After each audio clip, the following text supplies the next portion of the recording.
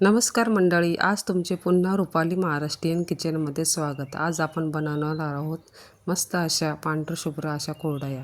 ही कुरडई तेलात टाकल्यानंतर अगदी दुप्पट आणि तिप्पट फुलते आणि खायला तर अप्रतिमच। मग चला तर रेसिपीला सुरुवात करूया। तुम्हालाही अशा पांढरशुभ्र कुरडया बनवायच्या असतील तर रेसिपी शेवटपर्यंत नक्की बघा आणि रेसिपीला लाईक करा। चला तर मग कुरडई बनवण्यासाठी आपल्याला लागणार आहे गहू।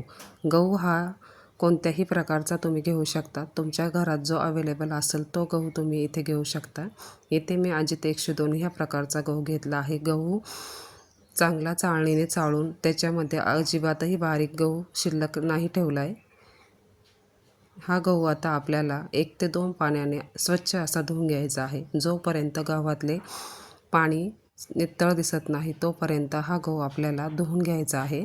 गहू धुताना या प्रकारे असा चोळून चोळून गहू धुवून घ्यायचा आहे। यामुळे गव्हामध्ये जे मातीचे धुळीचे कण असतील ते निघून जातात। इथे गहू आता 2 पाण्याने धुवून झाला आहे। पुन्हा एका पाण्याने धुवून घेऊन इथे आम्हाला कुरडई जास्त प्रमाणात बनवायची आहे, त्यामुळे मी इथे 2 पायला गहू घेतले आहे। 2 पायल्या म्हणजे 10 किलो गहू घेतलेले आहे। इथे आता आपले पाणी छान असे नितळ झाले आहे। आता हे गहू एका मोठ्या पंचपात्रीमध्ये मी 2 तासापूर्वी पाणी गरम करण्यास उन्हात ठेवली होती। यामध्ये हे गहू काढून घेऊन याला ओढणीच्या साहाय्याने बांधून ठेवायचे। या गव्हामधील पाणी दुसऱ्या दिवशी पण तुम्ही त्या टायमाला भिजत घातले आहे त्या टायमाला बदलून घ्यायचे आहे। असे केल्याने आपल्या गव्हाचा बिलकुलही आंबूस वास येत नाही। आता तिसऱ्या दिवशी गहू एका मोठ्या पातेल्यात काढून घेतले आहे। तुम्ही बघू शकता गहू अगदी छान भिजले गेले आहे। एक गहू तुम्हाला दाबून दाखवते। हे बघा गहू अगदी छान प्रकारे भिजला गेला आहे। त्यामधील चीक अगदी बोटाने दाबल्या दाबल्या बाहेर येतोय। हे समजून घ्यायचे की आपले गहू चांगले भिजले गेले आहे। आता हे गहू 3 पाण्याने स्वच्छ धुवून दळण्यासाठी घ्यायचे आहे। हे गहू चाळणीच्या साहाय्याने उपसून दुसऱ्या पाण्यानेही चांगले धुवून घेते। गहू हे शक्यतो मोकळ्या पाण्यातच धुवून घ्यायचे। गहू आता धुवून झाले आहे। हे गिरणीतून दळून आणते। गिरणीतून दळून आणला की गहू एकसारखा दळून निघतो। हे बघा अगदी चीक बाहेर निघेल इथपर्यंत गहू चांगला दळला गेला आहे। यामध्ये थंड पाणी घालून घ्यायचे आहे। चीक आणि कोंडा मोकळा होईपर्यंत हाताच्या साहाय्याने असे ढवळून घ्यायचे। गव्हाचा चीक आणि कोंडा फक्त आपल्याला 2 पाण्याने धुवून घ्यायचा आहे। हे बघा पहिल्या पाण्यात पिळून झाला की दुसऱ्या पाण्यात टाकून घ्यायचा। या प्रकारे दोन्ही पाण्यामध्ये चीक चांगला व्यवस्थित काढून घ्यायचा। आता पहिल्या पाण्यामध्ये संपूर्ण चीक काढून झाला आहे। दुसऱ्या पाण्यातीलही चीक या प्रकारे काढून घेऊन एका मोठ्या पातेल्यामध्ये हा चीक एक चाळणी ठेवून संपूर्ण गाळून घ्यायचा आहे। असे केल्यामुळे आपला वेळही वाचतो आणि चीकही पटकन गाळून होतो। बघा चाळणीवर असे थोडा चीक घालून घेतल्यामुळे चीक पटकन गाळून होतो आणि वरती राहिलेला कोंडा चिकामध्ये बिलकुलही जात नाही। प्रकारे सर्व चीक गाळून झाला की एका मोठ्या भांड्याला सुती कपडा बांधून घेऊन त्यावर हा चीक गाळून घ्यायचा आहे। आता कपड्यावर चीक गाळून घेताना अगदी हलक्या हाताने हा चीक गाळून घ्यायचा आहे। झाकून ठेवायचा आहे आणि रात्री यावरील संपूर्ण पाणी ओतून दुसरे पाणी घालून घ्यायचे। सकाळी उठल्यानंतर चिकावरील सर्व पाणी काढून घ्यायचे आहे। बघा तुम्ही बघू शकता अगदी घट्ट असा चीक आपला बसला गेला आहे। हा चीक सर्व फोडून झाल्यानंतर पुन्हा आपल्याला गाळणीच्या साहाय्याने हा चीक गाळून घ्यायचा आहे।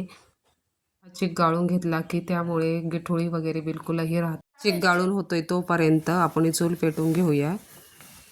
इथे चूल पेटून झाली आहे। एका मोठ्या पातेल्याला मातीचे बूड लावून ते पातेले चुल्यावर ठेवून घ्यायचे आहे। त्यामध्ये तेवढा चीक तेवढे पाणी घालून घेऊन पाणी छान गरम करून घ्यायचं। आता पाण्यामध्ये 2 हाताची वंजूळ इतके मीठ टाकायचे आहे। 10 किलोला 2 हाताची वंजूळ व 5 किलोला 1 हाताची वंजूळ याप्रमाणे मीठ टाकून घ्यायचे आहे।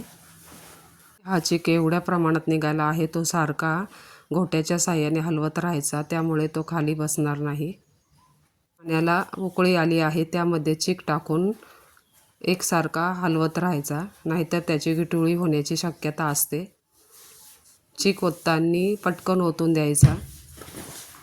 इथे या पद्धतीला आमच्याकडे घाट घेणं असे म्हणतात. हा चीक हटण्यासाठी भरपूर अशी ताकद लागते, त्यामुळे 1-2 जणी घेऊन हा घाट घ्यायचा असतो. हा घाट घेण्यासाठी पाणी शक्यतो चांगल्या प्रमाणात गरम झालेले पाहिजे, त्यामुळे चीक पटकन शिजला जातो. तुम्ही गहू कोणत्या प्रकारे घेता, जुना की नवा, यावर घाटाचे पाणी अवलंबून असते, त्यामुळे वरती पाणी लागू शकते. एक टिप्स, आपला चीक कशा प्रकारे शिजला गेला आहे हे बघण्यासाठी थंड पाण्याचा हात घेऊन हा चीक थोडा हाताने थापून बघायचा. हाताला जर चीक चिटकला नाही तर समजून घ्यायचं की आपला चीक चांगल्या प्रकारे शिजला गेला आहे. इथे संपूर्ण पातेल्याचा चीक एकसारखा काढून त्यावर अशा पाण्याचा हात देऊन झाकून ठेवायचे आहे.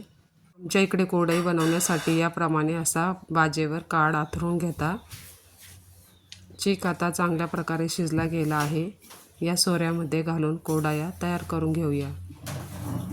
आता एक प्लेट पाण्यात बुडवून त्यावर ही कोडई अशी काढून घ्यायची आहे. आमच्याकडे याला कोडया चाळणं असं म्हणतात.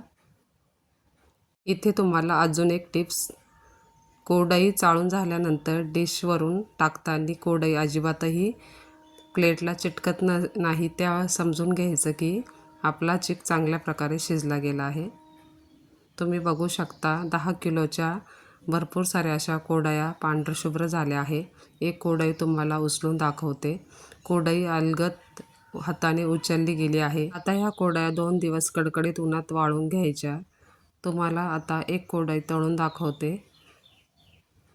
कोडई तळण्यासाठी तेल आधी खूप कडकडीत गरम करून घ्यायचं. कोडई टाकण्या अगोदर गॅस कमी करायचा, मग कोडई तेलामध्ये टाकायचे. यामुळे आपली कोडई बिलकुलही लाल होत नाही आणि टम्म अशी फुगली जाते. अशाच प्रकारे अजून एक कोडई तुम्हाला तळून दाखवते. कोडई तळण्यासाठी भरपूर प्रमाणात असे तेल लागते, त्यामुळे कोडई चांगली फुलली जाते तेलामध्ये. तुम्हालाही अशा पांढर कोडया बनवायच्या असतील तर ह्या प्रकारे नक्की बनवून बघा. व्हिडिओ आवडला असेल तर चॅनलला लाईक करा, सबस्क्राईब करा. ही कोडई अगदी ठिसूर आणि खुसखुशीत झाली आहे. तुम्हाला एक कोडई मी तोडून दाखवते. जर तुम्हाला माझी रेसिपी आवडली असेल तर कमेंटमध्ये नक्की सांगा. व्हिडिओ आवडला असेल तर लाईक करा, शेअर करा. हे बघा, आपली कोडई अगदी हात लावताच तुटत आहे, हे समजून घ्यायचे की खूप खुसखुशीत झाली आहे. चला तर मग बाय.